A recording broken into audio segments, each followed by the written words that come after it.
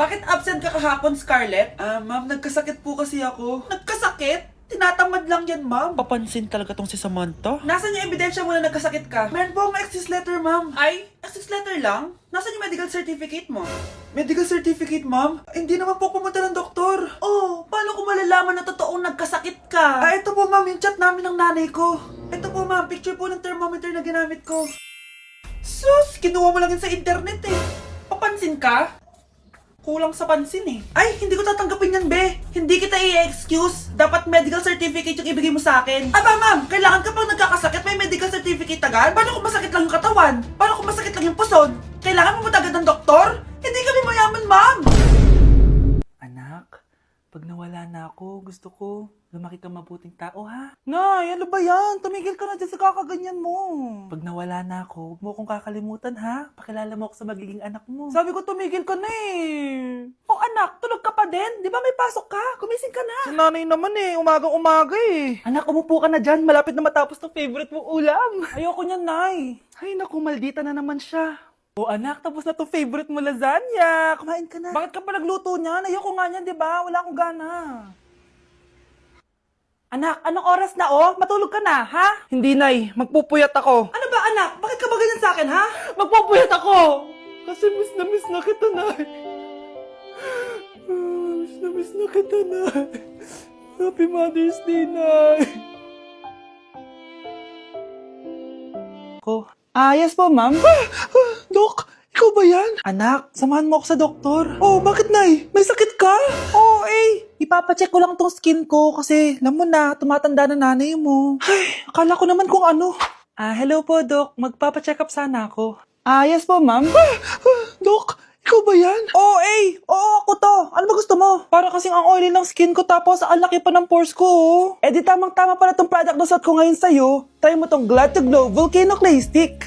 2 to 3 times a week ko itong ginagamit kaya di na ako masyadong oily. Nabawasan din yung appearance ng mga pores ko at nag-brighten yung skin ko. Hindi din to mahirap ilagay sa hard part ng face like side ng nose at nakaka-clean din ng pores. Of course, this is FDA approved and 179 pesos lang to. The best ka talaga, Dok. Parang kailangan ko din yan, Dok. Oo, Scarlett, bagay to sa'yo. Lagyan mo buong katawan mo, ha? Oh, bakit may pera na naman dito? Pinamigay ko rin ibang pera kahapon na. Kakainis naman. Ma'am, may delivery po kayo. Oh, ano to? Pera na naman? Diyos ko, ayoko neto. Sa'yo na lang, kuya. Ayoko din po niyan, ma'am. Sa iba niyo na lang po ibigay. Sige na po. Ano ba yan? Ang dami ko ng pera eh. Nay, bakit 300,000 na naman yung binigay mong baon sa akin? Hindi ko pa nga nagagastos yung baon ko last week eh. Tapos biniran mo pa ako ng bagong iPhone at iPad. Bawasan mo yung baon ko, ha? Nakakainis ka. Huwag ka na magreklamo. Ang dami na nga natin pera eh. O, eto pa. Hindi ko na alam kung saan ko gagastusin to eh. Ay, naku. Padala kasi ng padala ng pera eh. Tapon ko na lang to. Congrats, ma'am! Kayo po ang grand winner ng 5 million pesos. Ano ba yan? Pera na naman. Pwede bang hindi ko tanggapin yan? Dami ko ng pera eh. Ay, bawal na po namin kunin to, ma'am. Sa'yo na po to. Congrats po ulit. Ba't pa ako nagising? Sana ganun na lang yung problema ko. Ma'am, pwede pa po ba ako mag-take ng quiz? Sorry po kung absent ako kahapon. Nilagnat po kasi ako eh. Ay, hindi na pwede. Di ba sabi ko, pag absent na, bawal na mag-quiz. Ano yan, one day lagnat? Tigilan mo ako. Ang sabihin mo, tinatamad ka mag-aral. Ma'am, please, sige na. Humahabol po kasi ako na with honors eh. Oh, paki ko. Kung gusto mo mag-with honors, hindi ka dapat nagkakasakit. Hello ma'am. Good afternoon po. Yes po, ma'am. Kayo po yung nanay ni Scarlett, di ba? Ay, opo ma'am. Yung anak ko kasi nilagnat. Kawawa naman. Pwede pa po ba siya mag-take ng quiz? Humahabol kasi siya ng with honors eh. Sayang naman. Ay, ganun po ba ma'am? Kawawa naman po pala si Scarlett. Di bale ma'am, bibigyan ko na lang po siya ng quiz. Nak, sa susunod kasi magsabi ka sa akin ha. Hindi po kasi siya nagsasabi sa akin eh. Nagka-amnesia siguro to. Naku, salamat sa konsiderasyon ma'am ha. Sobrang bait niyo po. Ay, opo ma'am. Mabait po talaga ako. Di ba nak? Opo nay. Mabait po siya. Ay, salamat, makakapagpahinga na ako. Hindi ko rin makakatulog na ako. Ano naman yan? Be, nasan yung part mo sa research? Kailangan na natin yun. Kakauwi ko lang, tama? Tayo ay nasa bahay. So, ang mga schoolworks, yung mga research, iwan natin yan sa school. So, kapag kakauwi ko lang at gusto ko matulog, imbes na wag kang tumawag, anong ginawa mo? Nasaan yung research natin? Tapos mo na ba? Be, kakauwi ko lang. Hindi ako robot. Kailan ako tumawag sa'yo at nagganap ng research na kakauwi mo lang? Never. Ang tawag doon, konsiderasyon. Hindi naman tayo babagsak kung magpapahinga tayo, di ba, be? Maliliit na kasi tayo, kailangan natin magpasa. Aba, be, Pwede ba ako magpahinga? Hindi lang naman sa school umiikot yung buhay ko. Kaya nang tumawag ka, napaganon ako. Aba, sira ulo to ah. Kakauwi ko lang ah. Pahinga din tayo, be. Baka bago natin mapass yung research natin, mapass away tayo. Sige na. Okay, next. Thank you. naman. Sino ba siya? Sumasagi ka palagi sa utak. Next! Look, di pa nga ako tapos eh. Ba't walang magagaling? Mukhang magaling siya. Kifi! Ang Kifi ko! Anong title ng kinakanta mo, be? Kifi po yung title ng kanta. Ayan, kaka-tiktok nyo yan. Next! Sana naman maayos na yung kasunod. Zobagus. Habang tayo... excuse me lang ha. Mali ata kayo na sinalihan ng contest. Singing contest po to. Akala ko po kasi X Factor. Bye-bye. Next! Ang pogi niya. Anita Max win! Ano daw? Anita Max win! Tama na to! Ayoko na! Wait lang po! Wow! Yay! Uy, mukhang magaling to ah! Kalma! Baby, kalma! Sa teacher nating naging pangalawang nanay natin, Oh, Scarlett, kanina ka pa tahimik. May problema ka ba? Ano po kasi ma'am? Family problem lang po. Oh, kwento mo sa akin, makikinig ako. Baka may matulong ako sa'yo. Nak, ang bababa ng mga scores mo sa akin. Nangangalib kang bumagsak. Ma'am, sorry po. Dami ko po kasing inisip na itong mga nakarang araw eh. Sige, pagbibigyan kita ngayon ha. Pero promise mo sa akin na babawi ka next quarter. Talaga ma'am? Thank you ma'am, babawi ako, promise. sa teacher nating hindi madamot sa grades, Okay, class, pwede na kayo mag-lunch.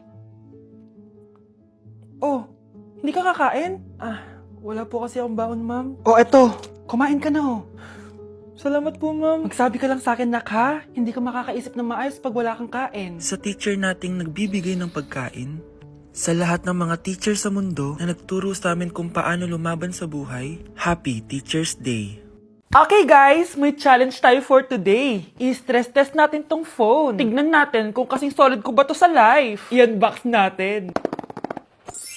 Charan! Guys, eto na siya! Oh my gosh! Guys, parang walang nangyari. Ang tibay! Hi guys! Lane check? Nope! Content is content!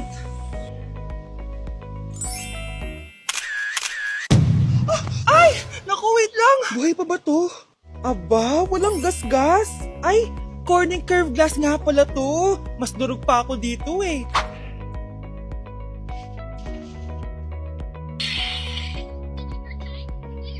Legit! Kahit sabay-sabay, smooth pa rin. Sana all multitasker.